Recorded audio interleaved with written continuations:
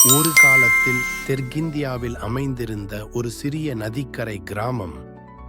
அங்கு மக்கள் அமைதியாக வாழ்ந்து கொண்டிருந்தார்கள்.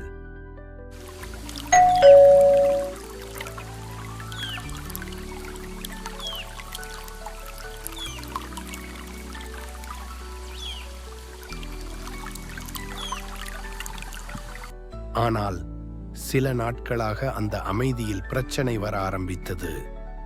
ஒவ்வொரு இரவிலும் ஒருவர் வீடு திரும்பவில்லை. அடுத்த நாள் நதிக்கரையில் அவர்களின் காலடி சுவடுகள் மட்டும் பிறகு காணாமல் போயின. மக்கள் நடுங்கத் தொடங்கினர். ஒரு வதந்தி பரவத் தொடங்கியது. ஒரு முதலை, அது மட்டுமில்லை, அது பேசுகிறது. மக்கள் இவ்வாறு பயந்தனர். ஒருவர் வீட்டை விட்டு வெளியே வர முடியாமல் இறுதியாக அவர்கள் முடிவெடுத்தனர், மன்னனிடம் சென்று உதவி கேட்பதாக.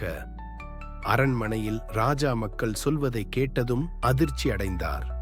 ஒரு முதலை பேசுகிறதா? இது என்ன புதிது? அவரது முகத்தில் குழப்பமும் கோபமும் தென்பட்டது.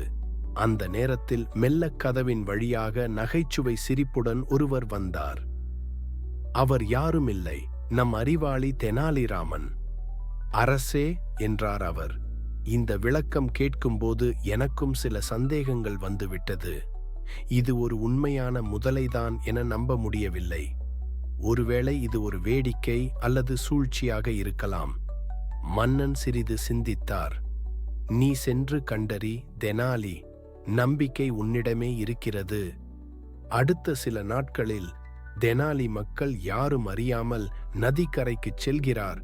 அவர் அங்கு ஓர் சாமர்த்தியமான முறையில் தங்குகிறார். தன் பழக்கப்படி யாரும் சந்தேகிக்காத வகையில் அமைதியாக காத்திருந்தார். மாலை ஒரு நேரத்தில் மஞ்சள் சூரியன் மறைந்த பிறகு திடீரென ஒரு அதிர்ச்சியூட்டும் குரல். நான் இந்த நதியின் காவலன். இங்குள்ள யாரும் என் கட்டுப்பாட்டிற்கு மீற முடியாது. அந்த குரலை கேட்ட மக்கள் ஆச்சரியத்துடன் தவிக்கத் தொடங்கினர். அது பேசுகிறதே என்றனர். இது சாதாரண முதலை இல்லை, இது தெய்வம். ஆனால் தெனாலி சற்றும் அஞ்சவில்லை. அவர் தனது கண்களால் அந்த குரல் வரும் திசையை கவனித்தார். அங்கே மரங்களுக்கு பின்புறம் ஒரு நிழல் நகருகிறது. மிதமாக மனித காலடி ஒலி. அடுத்த நாள் காலை தெனாலி மன்னனின் காவலர்களுடன் மீண்டும் வருகிறார். அவர்கள் நதிக்கரையை சுற்றி பார்த்தனர். சில தடயங்கள், சில பாதைகள். திடீரென்று புலம்பிக் கொண்டிருந்த முதலை வடிவில் ஓர் மனிதனை பிடித்தனர். அந்த மனிதன்தான் மக்கள் மனத்தில் பயத்தை விதைத்தவர். தெனாலி புன்னகையுடன் சொல்கிறார், அரசே, இது ஒரு மனிதனின் திட்டம்தான்.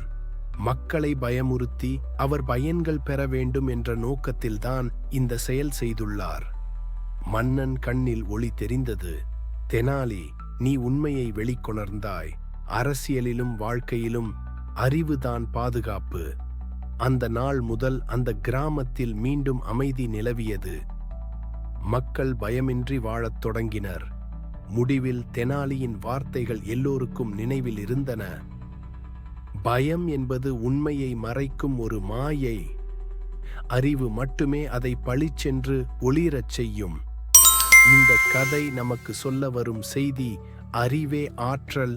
மீண்டும் இது போன்ற அருமையான ஒரு கதையுடன் உங்களிடம் வருகிறேன். நன்றி, வணக்கம்.